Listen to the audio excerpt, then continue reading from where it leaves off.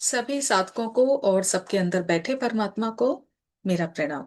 मैं आराधना अरोड़ा अपने channel Aradhana Arora the unique प्राणा में आपका स्वागत करती हूँ। और आज के सेशन की शुरुआत करते हैं। और सेशन को आप बहुत अच्छे से सुनना, अच्छा लगे तो इसे अन्य साधकों के साथ भी जरूर शेयर करना। तो आइए शुरुआत करते हैं। आत्मा के विषय में ज्ञान तो आपको ग्रंथों से भी मिल जाएगा, लेकिन आत्मज्ञान का अर्थ है आत्मा का अनुभव, जो परमात्मा का अनुभव है, कभी ना मिटने वाला आनंद, जिसे परम आनंद भी कहते हैं। और यही अध्यात्म का सबसे महत्वपूर्ण विषय है कि हम अनुभव लें, परम आनंद को प्राप्त हो, आत्म साक्षात्कार करें।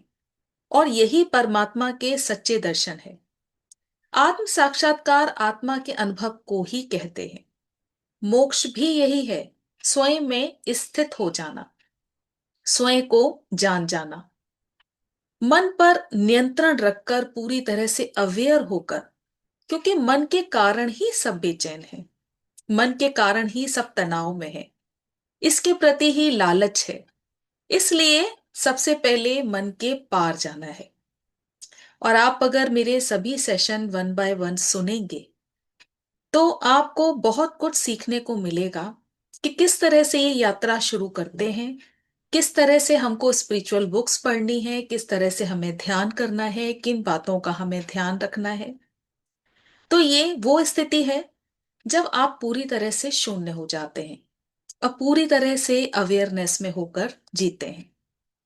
हम मन के साथ एक हो जाते हैं, मन को ही अपना होना मान लेते हैं, जबकि हमारा अस्तित्व मन से पूरी तरह से अलग है।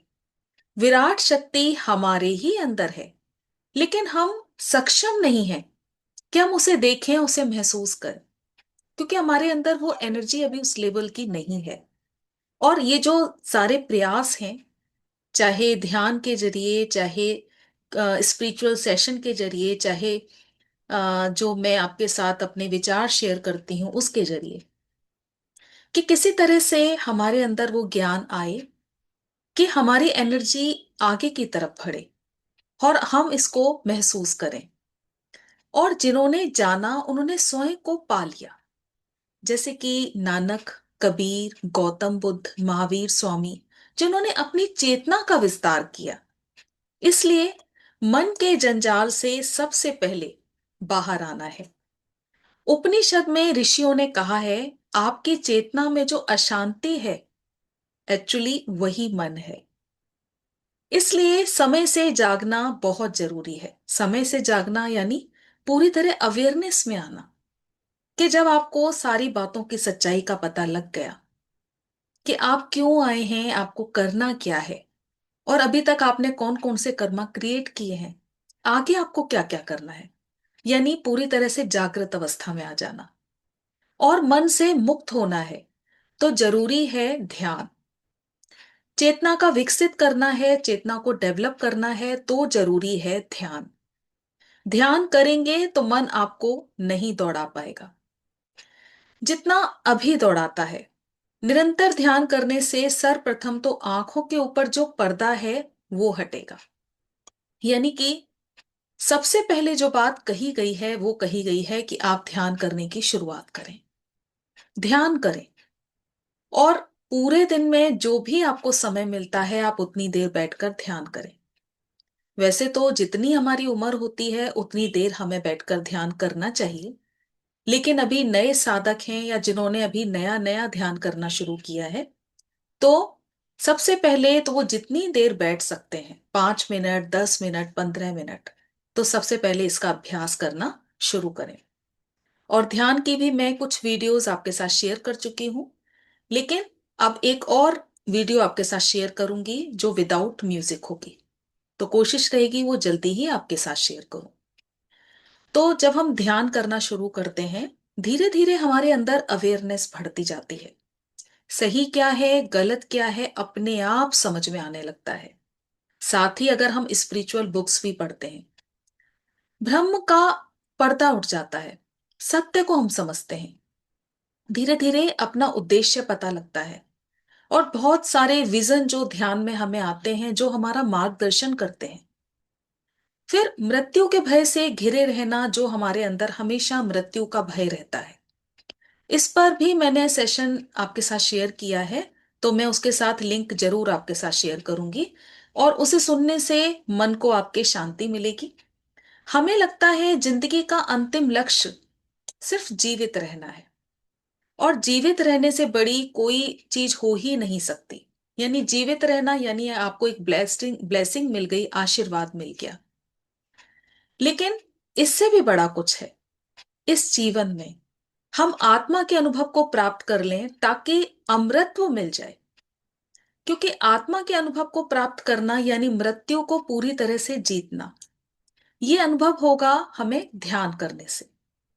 और जब हम ध्यान करने की शुरुआत करते हैं तो अवेयरनेस में रहना शुरू करते हैं। और इतनी हमें उस चीज का, इतनी हमारी चेतना का विस्तार हो जाता है कि जब हमारी मृत्यु भी होती है तो हम अवेयरनेस में रहते हैं। भगवान श्री कृष्ण गीता जी में कहते हैं, नैनम छिदंती शास्त्राणी, नैनम दहेत पावका। यानी कि आत्मा को आग भी नहीं जला सकती, शस्त्र भी नहीं काट सकते, ना जल गीला कर सकता है, और ना ही वायु सुखा सकती है। यह श्लोक आत्मा की अमर प्रकृति को दर्शाता है। आपको मारा नहीं जा सकता। शरीर का बदलना सिर्फ वस्त्र बदलने जैसा है। इस विराट ब्रह्मांड में आपकी हैसियत एक तिनके से भी छोटी है, और सब कुछ स्वतः ही हो रहा है। जीवन और मृत्यु पर आपका कोई भी कंट्रोल नहीं है, कोई भी अधिकार नहीं है। सब कुछ पहले से ही निश्चित है। इसलिए पूरी तरह से अस्तित्व पर भरोसा करें और अपने अंदर सर्व स्वीकार भाव लेकर आए। सब कुछ स्वीकार है, और जो पूरे भाव से स्वीकार कर ले वो अस्तित्व की ऊर्जा से जुड़ जाता है और संपूर्ण अस्तित्व की ऊर्जा को प्राप्त कर लेता है। फिर तो आप उसी से जुड़ गए, और फिर मृत्यु का भय आपको नहीं रहता, समाप्त हो जाता है। सर्वम खलविदम ब्रह्मा, संपूर्ण सृष्टि का एक ही परम सत्य है, ब्रह्मा, ईश्वर। उसी से हम जन्मे हैं, उसी में हम विलीन हो जाएंगे। बाकी सब कुछ ब्रह्म है। सर्व स्वीकार भाव अपने मन में लेकर आओ। हुक्म रजाई चलना, नानक लिखिया नाल। हमें ईश्वर के हुक्म से और उसकी इच्छा से ही चलना चाहिए, क्योंकि ये सभी ब्रह्मांडीय नियमों और सत्य का आधार हैं। जब हम सर्व स्वीकार भाव में रहते हैं तो आप देखना कि आपके अंदर जितनी भी कमजोरियां हैं, जैसे कि भय है, बीमारियां हैं, सब धीरे धीरे समाप्त होने लगती हैं। हम उन्हें स्वीकार कर लेते हैं, समझ लेते हैं। और यही अस्तित्व का नियम है। इसके लिए निरंतर ध्यान का अभ्यास करते रहें। फिर अपनी इच्छाओं को समझना है कि मेरे अंदर आखिर ये जो इच्छाएं उठ रही हैं वो कैसी हैं। मैं क्या पाना चाहता हूं, क्या मैंने पा लिया। और जो इच्छाएं हैं, क्या उसका किसी का भला होना है, या मैं उससे कितनी प्रगति कर सकता हूं, या ये इच्छाएं मेरे लिए कितनी जरूरी है। और जब आप स्पिरिचुअलिटी में भी हैं तो इसको बहुत अच्छे से समझ भी पाएंगे। और फिर आप देखना कि वो इच्छाएं मात्र शून्य होकर रह जाएंगी जब आपको उनके सही आंसर मिलने लगेंगे, और पूरी तरह से वो शून्य हो जाएंगी। तो वर्तमान में जियो और साक्षी भाव से जियो। इच्छाओं को देखना और उनको समझना।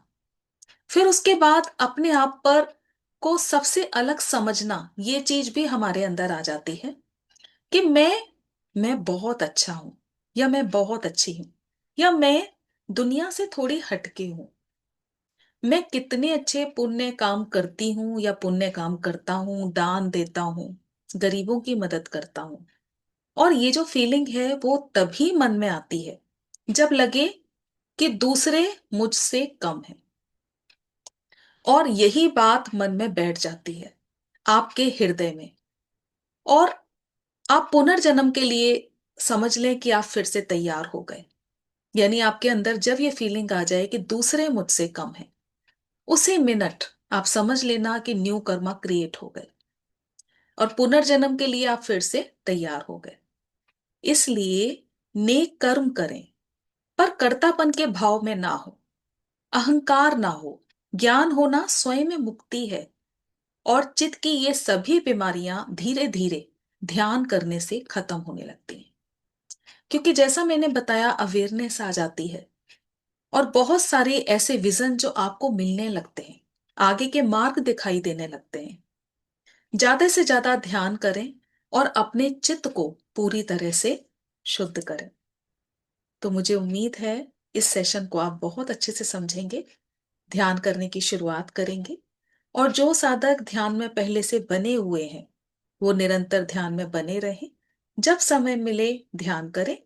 ध्यान करने के साथ साथ अवेयरनेस में रहना जरूरी है। साथ ही स्पिरिचुअल बुक्स पढ़ना जरूरी है। और जो स्पिरिचुअल सेशन है, जो जिनसे आपको अच्छी बुद्धि मिलती है, अच्छी जानकारी मिलती है, आगे के मार्ग मिलते हैं, उन सेशंस को सुने और कोशिश करें अच्छी साथ संगत में रहने की। आज के लिए इतना ही। बहुत बहुत धन्यवाद सभी का।